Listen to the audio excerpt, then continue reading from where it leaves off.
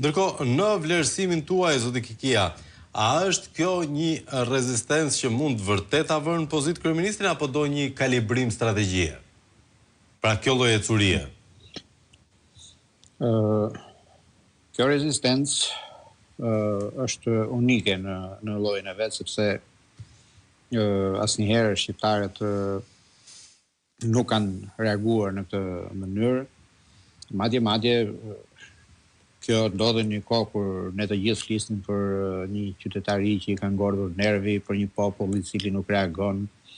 duke pyetur se çfarë do të ndodhë më që të dalin të reagojë, të ngrenë zërin, të ngrenë grushtin e kështu me radhë. Në këtë kontekst, protesta është një ngjarje e jashtëzakonshme historike, politike dhe shoqërore, që edhe se kur të mbyllet sot, ka hyrë në histori pa pikën e diskutimit, ajo e ka tjetërsuar mënyrën e të bërit politik, i ka tronditur themelet e asaj që protestuesit e quajnë politika e vjetër, edhe pse në aspektin e leadershipit në partitë tradicionale nuk ka ndodhur asnjë ndryshim, sërish unë mendoj që baza e politikës shqiptare është lëkundër. Vetë Partia Socialiste apo qeveria jo thjesht është tronditur, por është duke përpjekur për të gjetur çdo mënyrë për të mbetur në këmbë, edhe pse në mënyrë kushtetuese, edhe pse në aspektin kushtetues qeveria është e fortë dhe solide me atë numër mandatesh që ka në parlament, moralisht ajo ka humbur, pasi protesta me gjithë presionin e saj, me reagimin qytetar që ngriti, me opozitorizmin qytetar që frymëzoi, e ka rrëzuar moralisht. Kështu që në këtë aspekt besoj që protesta ka arritur goxha të ndërhyjë dhe të shkund politikën, edhe pse misioni i saj nuk është ky, pra nuk është deri këtu, por është përpjekja titanike për të riformatuar politikën, jo duke diktuar krijimin e formacioneve të reja, por duke diktuar rregulla të drejta për t'i dhënë qytetarëve mundësinë që përmes votës të zgjedhin për të sjellë njerëz dhe aktorë të rinj politik apo për të larguar njerëz dhe faktor politik të kalsifikuar. Por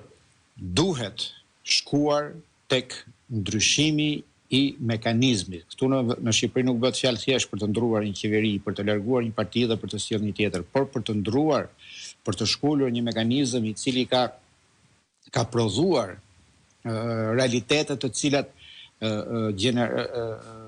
legjislaturë pas legjislature kanë instaluar praktika të cilat kanë çuar në rënimin e demokracisë, kanë instaluar praktika të cilat kanë çuar në përqendrimin e ekonomisë në duart e një grupi të ngushtë njerëzish, kanë çuar në rënimin e lirisë së medias, kanë çuar në futjen e parasë së krimit në ekonomi, duke kriminalizuar ekonominë, duke kriminalizuar shoqërinë, duke shkatëruar konkurrencën. Pra janë shumë mekanizma të cilat nuk zgjidhen padyshim me protestë, por protesta duhet të ushtrojë presionin për të instaluar të vetmin mjet që qytetarët kanë për ta ushtruar pushtetin e tyre, që është vota. Një votë e lirë e drejtë përmes së cilës qytetarët të arrijnë të emërojnë qeveritë e tyre dhe t'i shkarkojnë kur shikojnë që ato nuk po punojnë. Ndaj ajo besoj mbetet ende sfida e madhe që protestat vazhdojnë ta ushtrojë këtë presion, por nuk besoj që do të mjaftojë kjo nëse nuk do të ketë edhe aktorë të tjerë presione nga jashtë apo lëvizje që lidhen edhe me atë lloj presioni që vjen kryesisht nga Brukseli për shkak të procesit të negociatave ku qeveria shqiptare është detyruar të përmbahet ca kushteve dhe ca rregullave. Ndoshta një rezultante këtyre forcave mund të detyrojë që së paku politika të përmbush disa prej asaj agende të protestës.